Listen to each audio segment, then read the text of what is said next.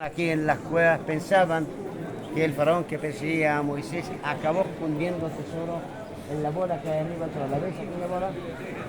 Y para llegar hasta la bola hicieron las dos filas de agujeros que hay a ambos lados del monumento. Donde llegaron, si os fijáis, está bastante rota.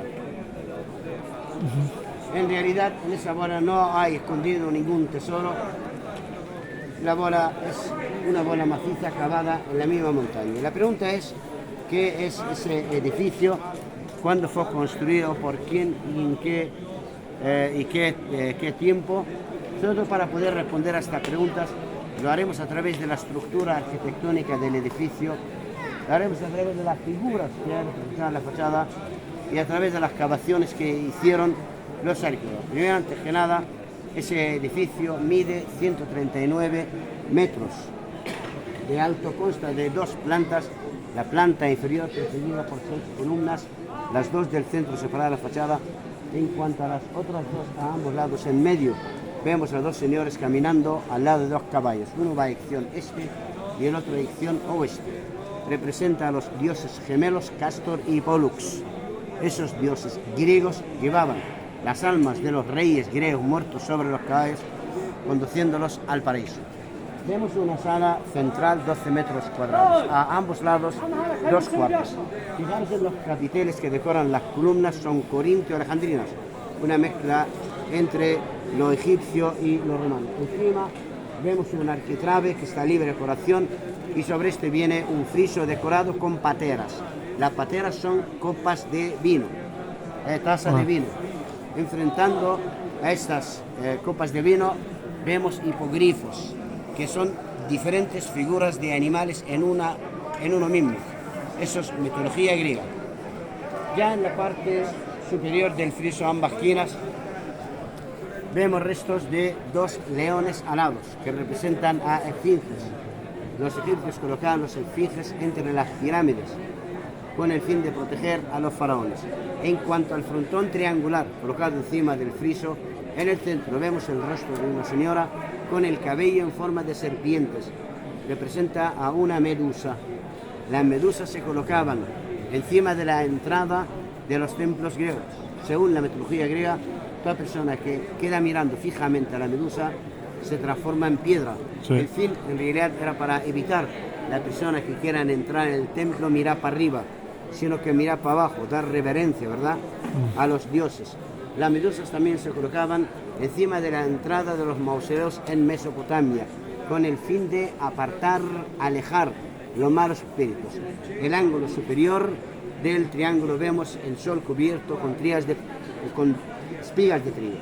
En cuanto a la planta superior, vemos que está dividida en tres edificios. El del centro representa un zolos. Los zolos son monumentos romanos, son mausoleos romanos, redondos, ladeados de columnas y cubiertos de cúpula. En estos zolos los griegos enterraban a los reyes. Sobre la cúpula vemos un capitel corintio, encima de este viene descansando la bola que está abierta por arriba y que representa a una urna. Antes se pensaba que las almas de los muertos, antes de subir al cielo, guardaba dentro de esta urna a la espera de ser acompañados a través de algún dios mitológico hasta el cielo. En la parte central, frontal del zolos, vemos la figura de una señora. En una mano lleva una patera, que es copa de vino, y en la otra un cornucopio, que es cuerno de la abundancia. Representa a la diosa Isis, diosa egipcia de la abundancia. En los dos edificios, a ambos lados, en la parte posterior, así como en la parte anterior,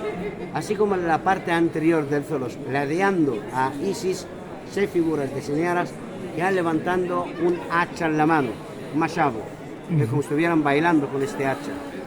Son amazonas, representan a amazonas. Las amazonas son figuras mitológicas griegas que se esculpían en los monumentos con el fin de proteger a esos monumentos. Entre los tres edificios al fondo vemos dos figuras de señoras aladas que representan a la diosa Nike, diosa griega de la victoria. Arriba del todo vemos frontón roto formando dos triángulos. En los 4 ángulos superiores vemos restos de un ave, un pájaro, a través de los restos, o podría representar a un águila, que era la figura de Doshara, el dios supremo de los nabateos, se representaba a través de la forma de águila, o podría representar a un buitre, un abutre.